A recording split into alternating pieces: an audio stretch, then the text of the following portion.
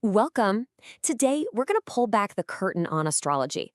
We're going way beyond the simple daily horoscope to really get into the hidden depths of this ancient system. And trust me, it turns out there's so much more to it than just knowing you're a Leo or a Pisces. So let me ask you a question. When you hear the word astrology, what's the first thing that pops into your head? Is it that little horoscope column in the back of a magazine? You know, the one that tells every single person with your sign what their day is going to be like? Yeah, if that's what you think of, you're definitely not alone. But that's barely scratching the surface. And this slide right here, this gets to the heart of it. It's really night and day.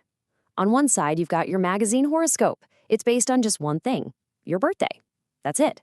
But on the other side, you have a full natal chart. And to create that, you need 5 super specific pieces of information.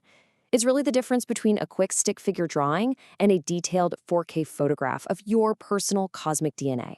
All right, so let's dive into our first section.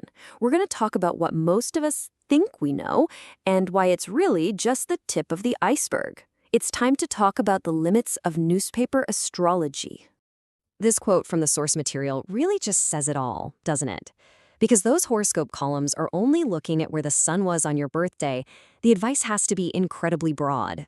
I mean, it's trying to speak to millions and millions of people all at once, so of course it feels generic. So, the takeaway here is pretty clear. If you really want to unlock what astrology has to offer, you've got to go deeper, and that means you need more info, a lot more. That precise data is the absolute key to getting a reading that's actually personal and detailed. Which brings us perfectly to our next section. Let's take a look at what that deeper level actually is by getting to know the natal chart.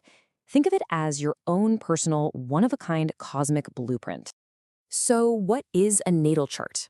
Well, imagine for a second that at the exact moment you were born, someone hit pause on the cosmos and took a picture from your exact location on Earth. That's your natal chart. It's a flat map that freezes where the sun, the moon, and all the planets were in that single unique instant.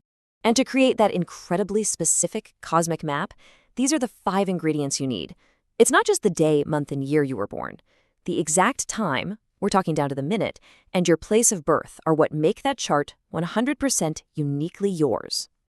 Okay, so we have this detailed map, but how in the world do you read it? Well, that's where the 3 core ingredients of astrology come into play: the planets, the signs, and the houses.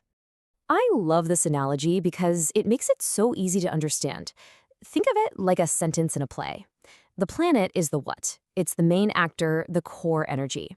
The sign is the how. It's the costume that actor is wearing, the style they're acting in.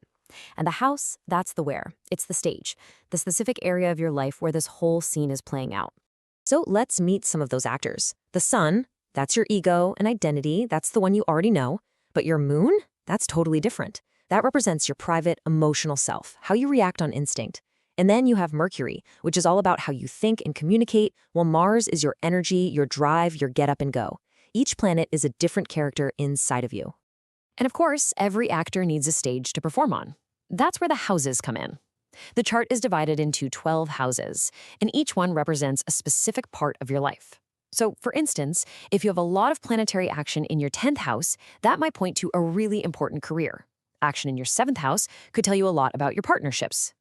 Okay, but the planets don't just sit on their stages in isolation. Nope, they interact with each other, and that interaction, well, that's where we get the real story in the stars. Let's talk about aspects and the ascendant. This is where it gets really juicy. Aspects are basically the conversations happening between all the different planets in your chart. And based on the geometric angles they make with each other, those conversations can be super supportive and easy, or they can be tense and challenging, and you need both. Here's a perfect way to picture it. A trine is like 2 planets that are best friends. Their energies just get along, everything flows, it's easy. A square, on the other hand, is more like a tense debate. There's friction and challenge there, for sure. But that friction is often exactly what pushes us to grow and take action in our lives. Now, this next piece is a huge deal. The ascendant, which you might have heard called your rising sign. This is totally dependent on your exact birth time.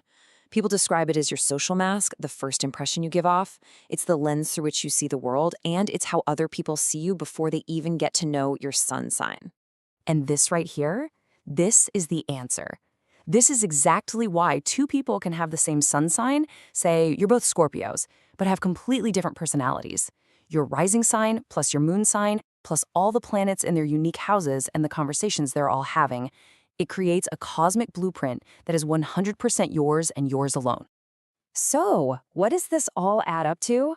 Let's bring it all together in our final section and get to the real heart of what a natal chart tells you. And here's a hint, it's about potential, not prediction. This quote really just says it all. Instead of dictating fate, astrology portrays potentialities. What that means is, your chart doesn't tell you this is what will happen to you. It's not a crystal ball. It's more like a guide to the raw materials you were born with, your natural talents, your inherent strengths, and even your potential challenges. And when you start to see it that way, it's no longer about fortune-telling. It becomes this incredible tool for self-awareness. It can help you decode your own personality, see your strengths and weaknesses more clearly, and just gain a deeper insight into what makes you, well, you. So let's be super clear. A natal chart isn't a life sentence that locks you into one destiny. It's a map. It's a map of your own personal, energetic landscape. It shows you the mountains you might need to climb and the easy, flowing rivers that are your natural gifts. But at the end of the day, you are the explorer. You get to decide which path to take. And I'll leave you with this to think about. If your birth chart is a map of all your amazing potential, it just begs the question, right? What hidden continents, undiscovered talents, or unexplored parts of your own personal landscape are you still waiting to discover?